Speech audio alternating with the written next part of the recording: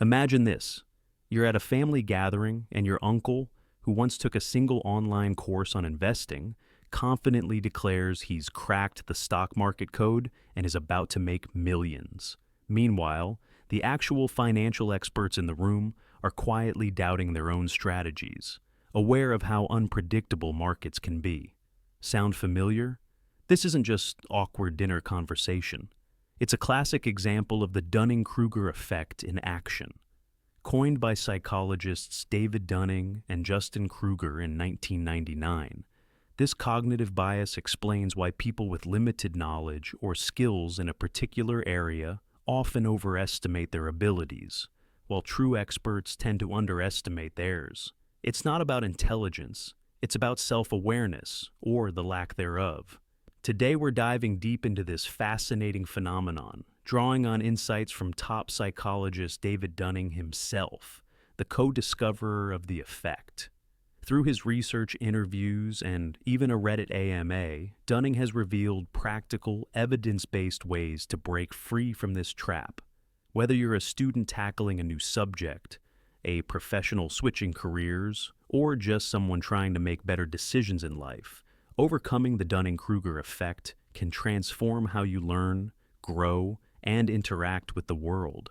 By the end of this lesson, you'll have actionable strategies to spot it in yourself and others, and tools to build genuine competence. Let's get started, because the first step to overcoming ignorance is recognizing you might have some. Understanding the Dunning-Kruger effect. At its core, the Dunning-Kruger effect is a metacognitive blind spot. Metacognition is your ability to think about your own thinking, to evaluate how well you understand something. When you're incompetent in a domain, you lack the very skills needed to recognize your incompetence. As David Dunning explains, those who lack expertise lack the expertise they need to know that they lack expertise. This creates a double whammy. Not only do you perform poorly, but you're blissfully unaware of it, leading to inflated self-assessments. The original 1999 study by Dunning and Kruger tested this across areas like humor, grammar, and logical reasoning. Participants in the bottom quartile of performance rated themselves in the top half, overestimating by a staggering margin. In contrast, top performers slightly underestimated themselves, knowing enough to appreciate the complexity involved. Dunning emphasizes that this isn't limited to dumb people. It hits everyone in unfamiliar territories. For instance, complete beginners might know they're clueless, but as you gain a smidgen of knowledge, say, after a few YouTube tutorials, your confidence skyrockets faster than your actual skills. Dunning calls this the subjective learning curve, outpacing the real one. Why does this happen psychologically? Humans are wired as problem solvers, evolving to handle novel situations quickly. But this genius has a downside. We generate solutions that feel right, even when they're wrong. Confirmation bias kicks in. We seek evidence that supports our views and ignore contradictions. Dunning points out that our ignorance is often invisible to us because we don't know what we don't know. In everyday life, this manifests in overconfident drivers who think they're above average. Spoiler, most aren't. Or self-diagnosed health experts via Dr. Google who dismiss professional advice. Dunning's research shows the effect peaks in that dangerous killing zone, like pilots with 600 to 800 flight hours who get sloppy from overconfidence, or surgeons after 15 to 20 operations who relax too soon, leading to mistakes. It's not just individual. Societal impacts include misinformation spread by armchair experts on social media, where a little knowledge fools people into thinking they're authorities on vaccines or climate change. Understanding this bias isn't about shaming, it's about empowerment. As Dunning says, we're all susceptible, but awareness is the foundation for change. Why it matters. The dangers of the Dunning-Kruger effect. The Dunning-Kruger effect isn't harmless hubris. It can wreak havoc on personal, professional, and societal levels. On a personal front, overestimating your abilities leads to poor decisions. Think of the entrepreneur who quits their job to launch a business based on a half-baked idea, only to fail spectacularly because they didn't grasp the complexities. Or the dieter who follows trendy advice without understanding nutrition, ending up frustrated and unhealthy. Dunning warns that this invisible incompetence causes us to miss opportunities for growth, trapping us in a cycle of mediocrity. Professionally, it's a killer. In workplaces, overconfident employees might take on tasks beyond their skill level, leading to errors that cost time and money.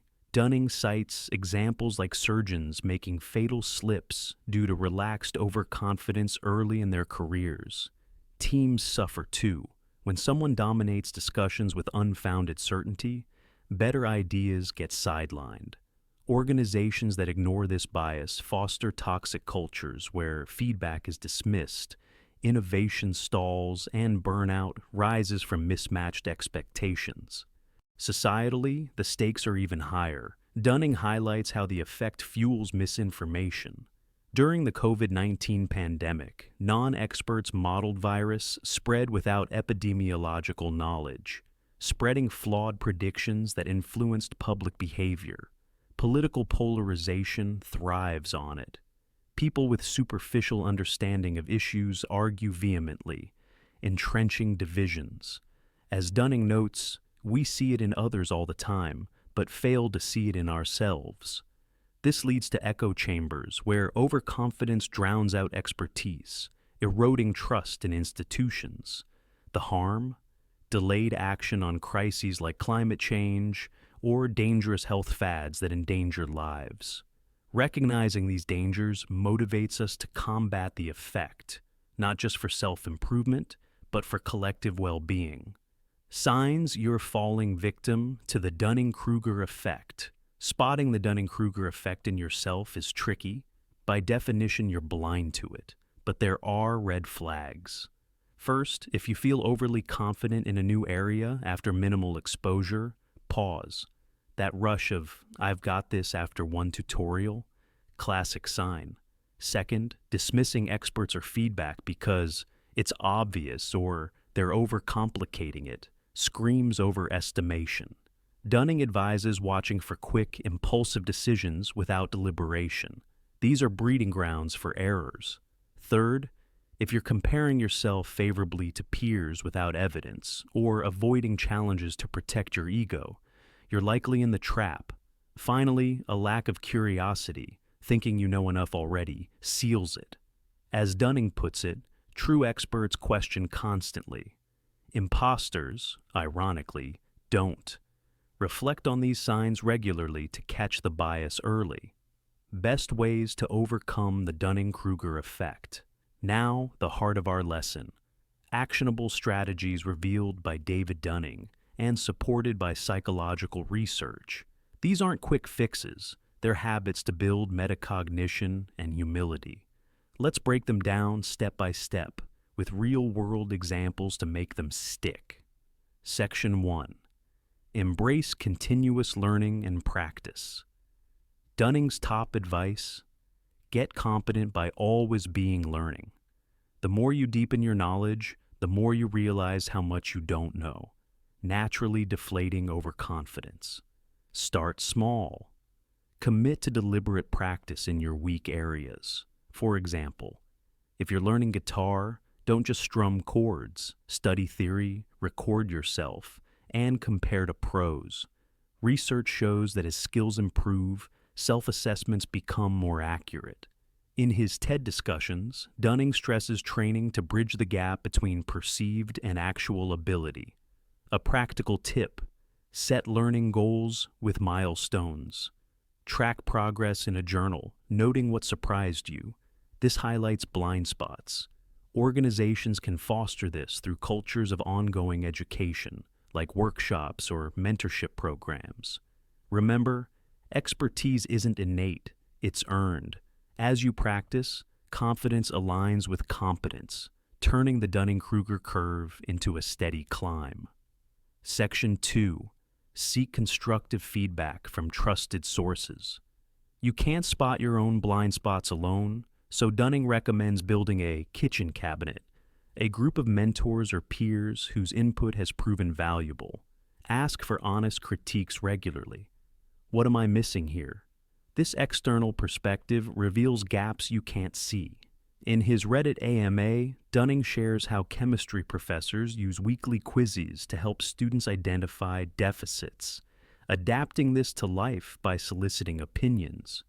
Be specific in requests. Instead of, "Am I good at this?" ask, "How can I improve my presentation skills?" Research from Very Well Mind supports this. Feedback combats the effect by providing reality checks. But choose wisely. Seek diverse views, not echo chambers. In teams, designate a devil's advocate to poke holes in ideas, as Dunning suggests for research groups. Over time, this builds humility and accuracy. Example: a writer sharing drafts with editors learns their brilliant prose needs work, fostering growth. Section 3. Question your knowledge and assumptions. Actively, Dunning urges us to act as our own devil's advocate. Explicitly consider how you might be wrong. This counters confirmation bias by challenging beliefs. Psychology. Today echoes this. Question conclusions by seeking contradictory info. A technique, the consider the opposite exercise. For any decision, list reasons it could fail. Dunning's pre-mortem method is gold. Imagine your project flopped. What went wrong? This uncovers overlooked risks. In his open mind interview, he advises consulting multiple experts for consensus, avoiding cherry picking. Apply this daily. Before arguing online, research opposing views. This habit shifts from certainty to curiosity, eroding overconfidence. As Dunning notes, doctors use differential diagnoses to rule out alternatives. Adopt that mindset for life choices. Section 4. Deliberate before deciding and avoid impulsivity. Quick decisions amplify the effect. Per Dunning's research, those who deliberate are less prone. Pause and reflect. Is this familiar territory? If new, slow down. In his AMA, he advises preparing for high-risk scenarios, like researching car buys thoroughly. Break tasks into sub-skills, focusing on specifics over general vibes. Reject peer comparisons. They're misleading. Instead, benchmark against objective standards. For instance, a new manager might feel expert after a promotion, but should analyze past failures in similar roles. This structured approach, as Dunning recommends, minimizes errors. Section 5. Cultivate self-awareness and a growth mindset. Finally, foster self-awareness through reflection. Dunning says, live with the effect by being comfortable with wrongness. Think in bets, not absolutes, ready to pivot. Shift to a growth mindset. View challenges as learning ops, not threats. Journaling helps. Weekly, rate your confidence in skills and seek evidence. In groups, promote open communication. Normalize saying, "I don't know." Dunning's insight. Institutions like science, with its focus on disproving ideas, counter overconfidence. Personally, engage dissenters to challenge views. This builds resilience against the bias. These strategies drawn from Dunning's work aren't one-offs. Integrate them for lasting change. Start with one, say, seeking feedback this week, and build from there. Conclusion. We've unpacked the Dunning-Kruger effect, from its sneaky psychology to its real-world pitfalls, and armed you with David Dunning's proven ways to overcome it. Learn relentlessly, seek feedback, question assumptions, deliberate wisely, and nurture self-awareness. Remember, everyone grapples with this bias. The key is turning it into a catalyst for growth. Apply these today. Question that overconfident hunch, ask for input on your next project, and watch your decisions sharpen. You're not just avoiding a trap, you're unlocking true potential. Keep learning, stay humble, and thrive.